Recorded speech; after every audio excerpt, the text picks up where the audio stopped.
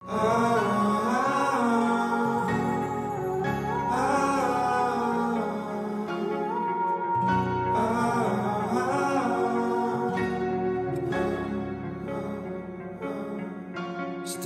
underneath the rows of trees, I can see where the ocean meets the sky. Under our clothes, a fire grows. We are ready for this life of running wild. We're running wild. Underneath the rows of trees, I will see where the ocean meets the sky. Under your toes, a fire grows. You are ready for a different kind of life. Silent bold, the wind is calling. You must return to the wild. Silent bold. Well, this is the view from our current campsite. Beautiful view of the green hills, green valleys, green pastures I should say, and the dairy cattle. We're staying on a cousin's dairy farm at the moment, camped up over here. We're going to stay here for 3 or 4 days. The location of the farm is about 6 kilometres from the Indy Bridge camp. We had originally intended to stay at the bridge as it's a free camp and it has a beautiful outlook over the river. But we've decided to stay at the cousin's farm to visit family, as well as to gain some of their local knowledge of the area.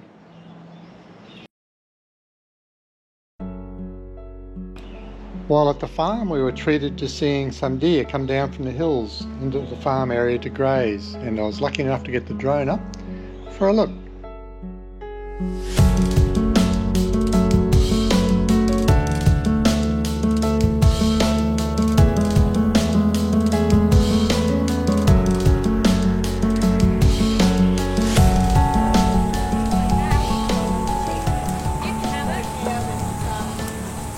One of our first activities while we were here was to visit the dairy farm and see the milking process.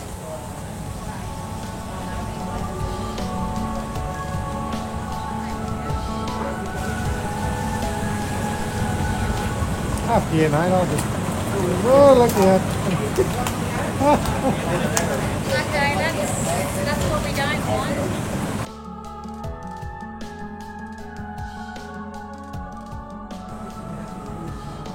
The farm is stocked with Friesian dairy cows, and as you can see, they're quite a large dairy cow. They're quite common in the dairy industry, and they do make up around about 60% of the Australian dairy cattle. We found it very interesting watching the milking process, which is reasonably automated, but my cousins are in the process of installing a robot milking machine, or 4 of them actually, that'll make it almost completely automated. The dairy cow will come in on their own steam and go in and get fed and milked and go out on their own steam, which is pretty amazing stuff.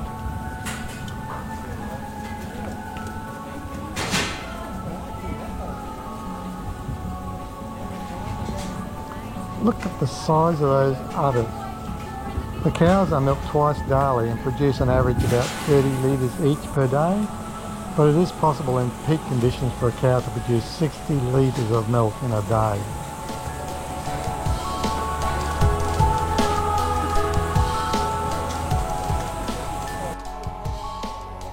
After watching the milking process, we then visited the calves. They were so cute. The calves are separated from their mums when born and are hand-fed with machine assistance.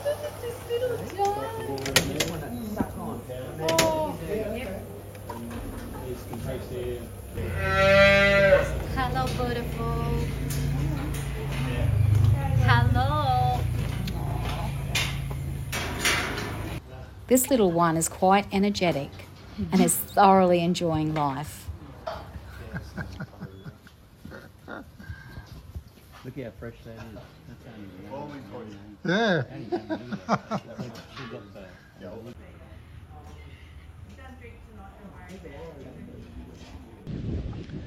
We've come back up the Alpine Way just to stop at the lookout at Murray 1 power station. So this is all part of the Snowy River hydro scheme, one of the many stations You can see there the big white pipes coming down the hill.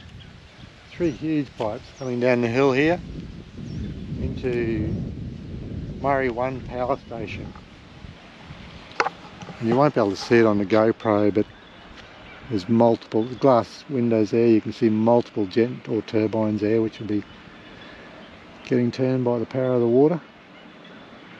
And they're feeding about 30 or so high voltage power lines going up and over the hill. So as part of our day trip today, we've stopped up at Farron's Lookout, which gives you a lookout over this beautiful valley. Canola crops in the distance, but everything is so green. It is just stunning around here. I'm not sure what that little river there is, but it's not the Murray. The Murray is just a bit further up, so anyway.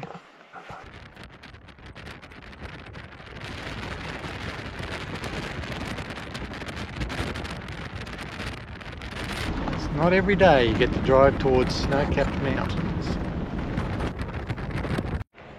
While at Corryong, you have to visit the Man from Snowy River Museum. This is a fascinating place and well worth the visit if you are in Corryong. For a cheap fee of $5, you get to see not only the history of the Man from Snowy River and the story of Jack Riley, who inspired Banjo Paterson's famous poetry, but many other interesting displays, including household items from the bygone years of 1800 to 1960. One thing that caught my attention was a hand-knitted rug by Jim Simpson. It was knitted during World War II whilst Jim was a prisoner of war. Hearing that his knitted jumper would be confiscated, he unravelled the jumper so it wouldn't keep the enemy warm. The prisoners, together with Jim Simpson, then knitted this incredibly beautiful rug from the threads. We have the external display area. Jack Riley is the one the Man from Snowy River poem is based upon. Stockman from the era.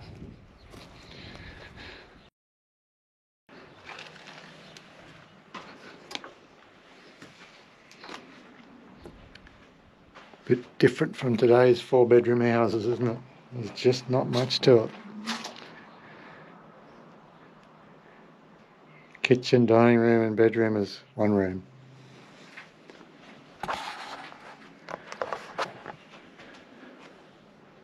A replica of Jack Riley's hut. He lived at Tom Grogan for about 30 years, so that's where we did camp at a bit earlier.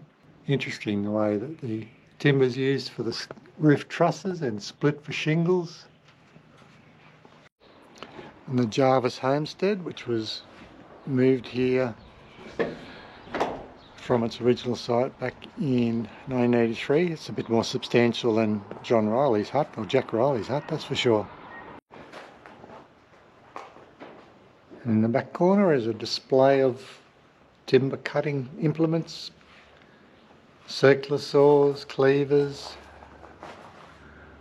peg-tooth crosscut saws, the old chainsaws, a pit chainsaw down under here, a big long thing under here.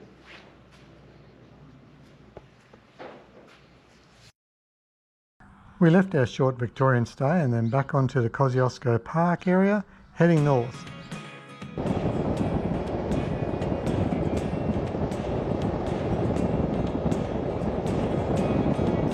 We drove past the Southern Cloud Memorial Lookout.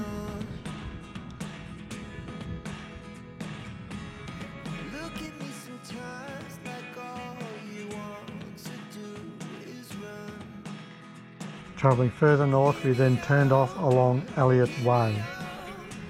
This took us on a long descent down into O'Hare's campground at the bottom of the valley on the Tumbuck River. We're travelling on Elliott Way. Travelling down the range, obviously. She's a narrow little range. There was some signs back further saying... No caravans. No, it didn't say that. BW's use this route, so logging trucks back up further.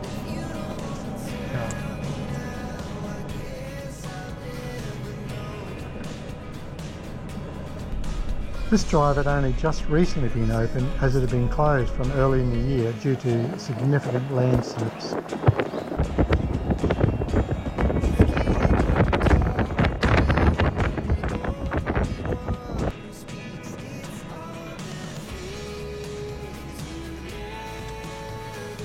We stopped into O'Hare's rest area as this was a campsite we'd considered staying at. It's always good to check them out for a possible future stay. This looked like a great spot, but small, with only room for about a dozen or so vans. A quick talk to some of the campers indicated it was also a good fishing spot.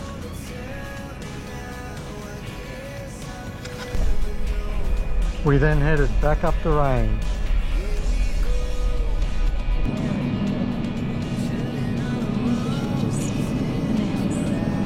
This was probably one of the longest steep drives we've encountered so far. It was second gear most of the way, pulling the van back up to an elevation of 1,500 metres.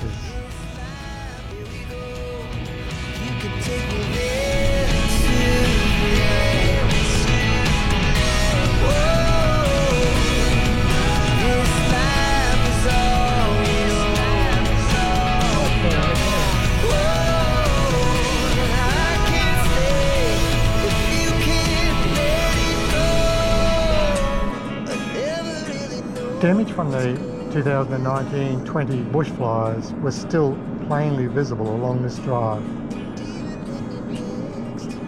We finally climbed out of the valley and back into the highland plain as we headed for the Yerongabilly campgrounds.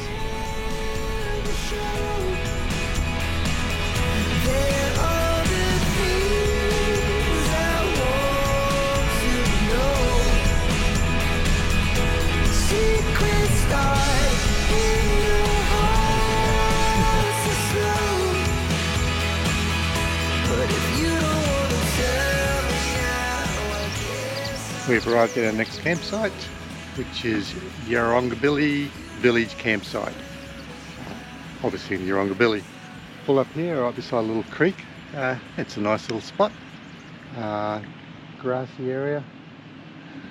Not far from the highway, but I didn't hear any highway noise last night. And not a huge site. I don't know, probably room for about a dozen vans or so. But quite good. It's called a village campsite, but there's no village here. There's only this one house, which I'm not sure what it is now. There's no sign explaining it. It's probably something to do with National Parks and Wildlife's office. There's all these signs over here, which I thought, oh, that'll tell us all about it. But no, they're just various warning and rule signs because we live in a nanny world these days where they have to tell us everything we do. You know, photography of staff, blah, blah, blah. Anyway, that doesn't detract from the beautiful place to live. It's a beautiful drive here, leaving the Cousins Dairy Farm. We drove along Elliott Way, which took us right down into a valley, quite a long way down, and then a big climb all the way back up again to 1,500 metres to get to where we are, or 1,500 metres back a bit further on the dividing range. We're probably about 1,400 here.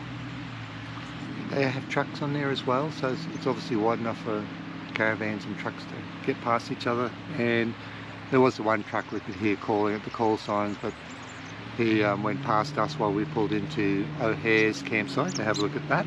We're closer here to the caves we want to go and see, and the thermal pools, so the Yerongabilly caves and thermal pools. The plan is today we're going for a swim. So Rob was brave enough to swim the Snowy River. Oh no, it was at the Murray, sorry, the Murray River near its source, which was bloody freezing cold just on the ankles. I never tried that, but I'll be game enough to try the thermal pools, I think, so we'll try that. Yeah, this is a lovely little site. We'll show you more around the area today. Okay, so what we're doing now is what everyone has to do if they've got a compost loo. So it's quite a simple process, and that involves, first of all, mixing up your peat moss, which is what this is here, which is a compost solution. I think it's, what is it, Paul? 1 brick to 2.5 litres of water. Yeah, 1 brick to 2.5 litres of water. And out comes the throne. It's a really simple process, so... Rob and Carolyn run for it. Yeah. I didn't want to look inside. No. It's actually safe. It is. Yeah, it's just... The inside. Oh, well, okay, it's just... It's not a gigantic poo sitting on top of it. Well, it's just compost, so all that needs to happen there is it gets thrown into a big bag. Can you lick your fingers to find the end? No, I'm kidding. I got it. Oh, look at that. That's just compost. Yeah. Yep. Can't see any nasties. Well, if you want to get really personal, we don't put toilet paper down the compost toilet. So we just sort of dispose of that as we use it into the rubbish. For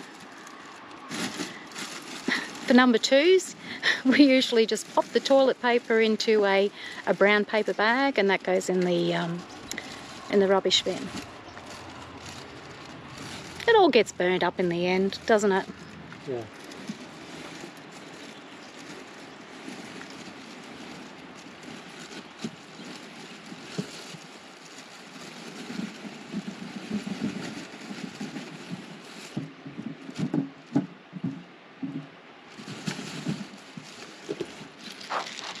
And we don't completely clean that out because now we put the new peat moss and everything in there. There's already the bacteria, etc., that breaks it down, is already still left in there. So we don't wash it to clean it sparkly clean. Well, except if we're not going to use a caravan for quite a few months, then we might do it. Otherwise, on the road, we just refill it.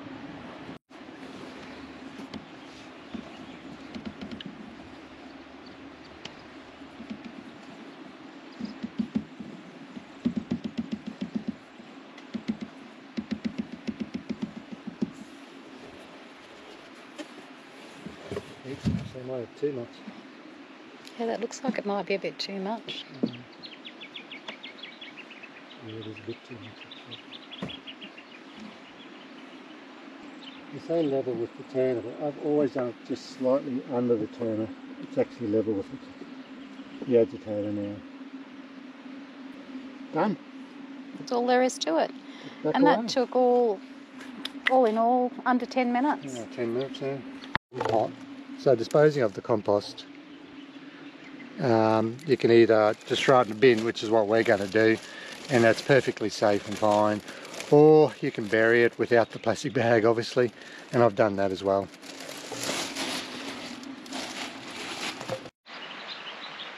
I'm not sure what the temperature is this morning. It's probably 8 or 9. It's now after 8 o'clock, so it clearly would have been a bit cooler, around about 6. But our neighbours who have now gone, they must have left very early, but the neighbours we spoke to last night did give us advice, and that was to put some water in a jug inside the van because their water pipes were frozen yesterday morning. So clearly it was sub-zero yesterday. They said there was a white frost over the entire ground here, and their water pipes didn't start working till some 9 o'clock or so before they thawed out enough. But that wasn't a problem for us today, so it didn't get sub-zero. I did have a look out the window very early this morning around 6:30, and there did appear to be a bit of a frost on the ground, but probably not quite enough to get to freeze the water pipes. So. Well, temperature update. Carolyn, who was curious to know the temperature, got up a few times throughout the night and checked her vehicle to see what temperature it was. So at 10 p.m. last night it was 0. At 6 a.m. this morning it was -5. She said the lawn or the grass was crunching when she walked on it from the frost. I did have a look out the window and thought it was a frost, but I was blurry eyes from crawling out of bed. Said frost on the ground. There was even a frozen drip of water out of our water outlet, which just frozen there. So it did get quite cold last night. So I did notice that this morning when the gas heater kicked in, I have it auto kicking at 5 a.m. in the morning just to warm the van up a bit before we get out of bed in the morning. And that fan was going at high speed. I noticed that. It was no wonder. It was probably pulling the van up from Probably would have been about 0 inside, I suppose. Pulling the van up from that to get it up to the 12 degrees or so that I had it set to, so it was certainly running fast. Cold morning, but it's beautiful now. The sun is out, and I just checked, I found a thermometer, so I've got outside. It's 9 degrees at the moment. We've come down to the Urungabelly Caves, and we're going to go for a self-guided tour. You can do a self-guided tour or a guided tour. We've chosen the self-guided tour of the Southern Glory Cave, and then we'll come back and change into our bathers and head down to the thermal pools. But first of all, we're doing the Southern Glory Cave. A little walk in.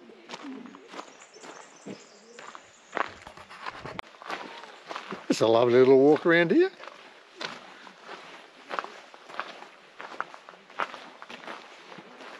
Caves all around this area apparently.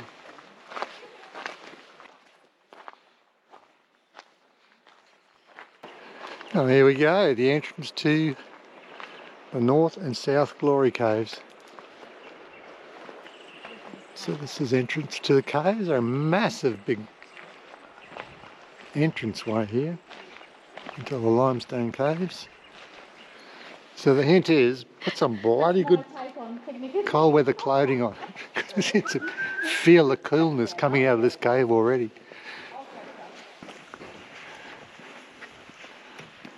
Where's the heating bars? Oh, it's a bit dark and cold. And you're hearing drops of water and hoping that it's not bat pee.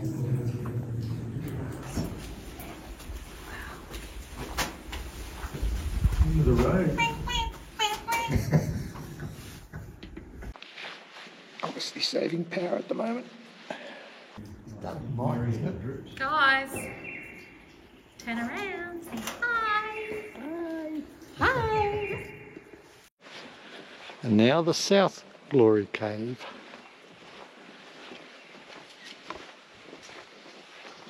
Big hole in the roof up there.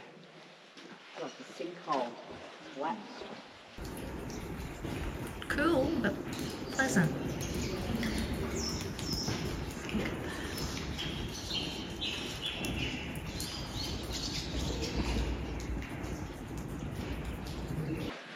Step back into the fridge.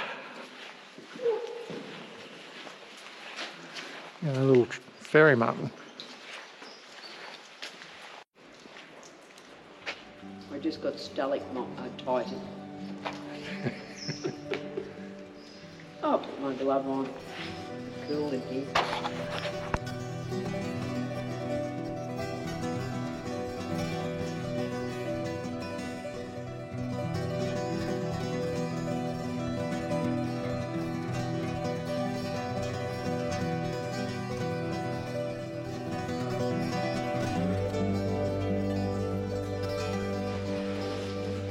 She's a bit wet in this one, isn't it?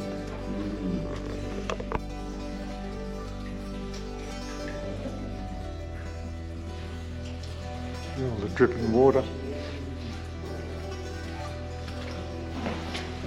You wouldn't want to be claustrophobic, would you?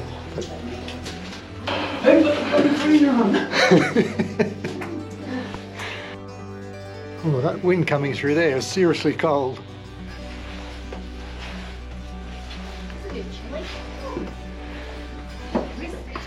Brisk.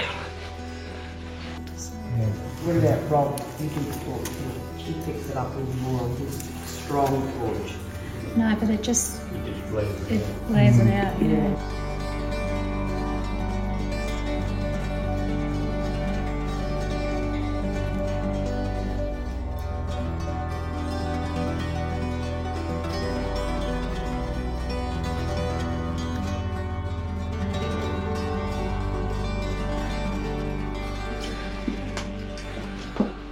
Climbing up, looks like maybe towards the exit.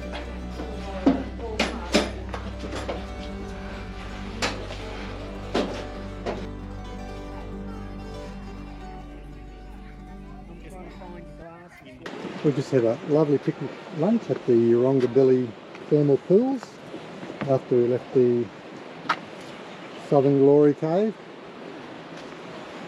and we went for a dip. Or at least the boys went for a dip.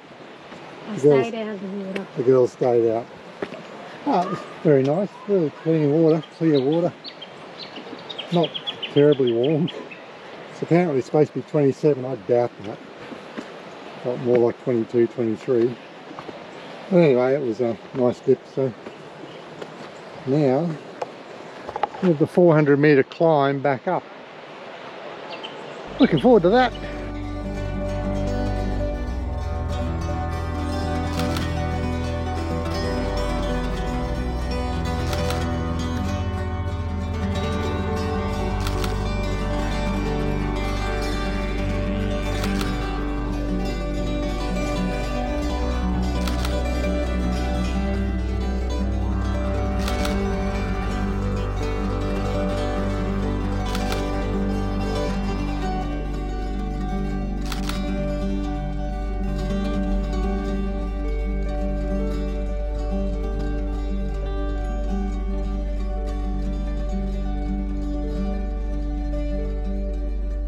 Towards the campsite, or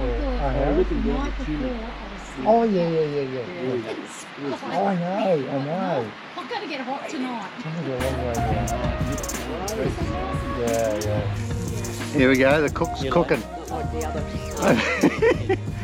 over the old flames. I think it should be alright. I reckon that's just about done. Yummy. The sun has gone down and it's getting cool. But the fire's keeping us warm. What a beautiful day it's been. And what a beautiful campsite we have.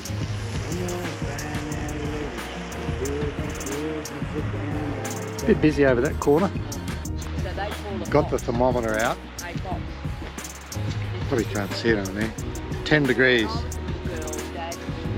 And just on 10. Be another cold night. I think the prediction was for 0, so.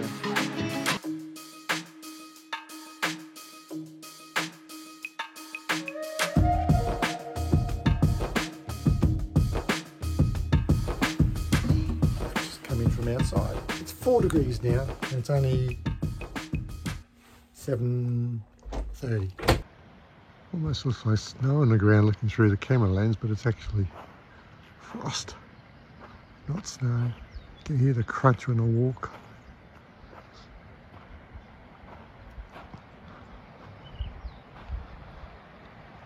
It's a cool old morning. Actually, it's only -1 now, but it was -4 when I first picked it up, so I've probably warmed the damn thing up. Oh, hello, look. My bucket of water. It's got ice on the top. And there's a frost on the grass.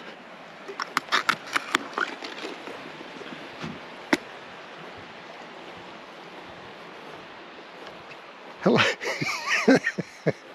The neighbours are up. Ice on the outlet of the water tank and there. It's a cool morning. It's lovely getting up at this time actually, as long as you bloody rug up a bit, because she's cold.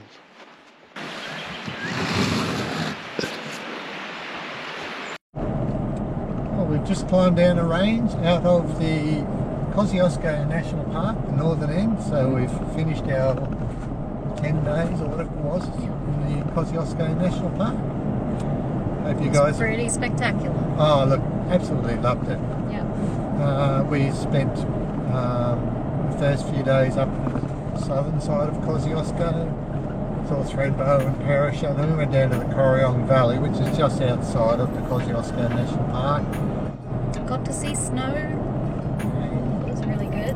So it's been a great couple of weeks. Anyway, I hope this episode, or maybe even 2 episodes, we might split it up, have been entertaining for you. See you on the next one. Bye. Bye.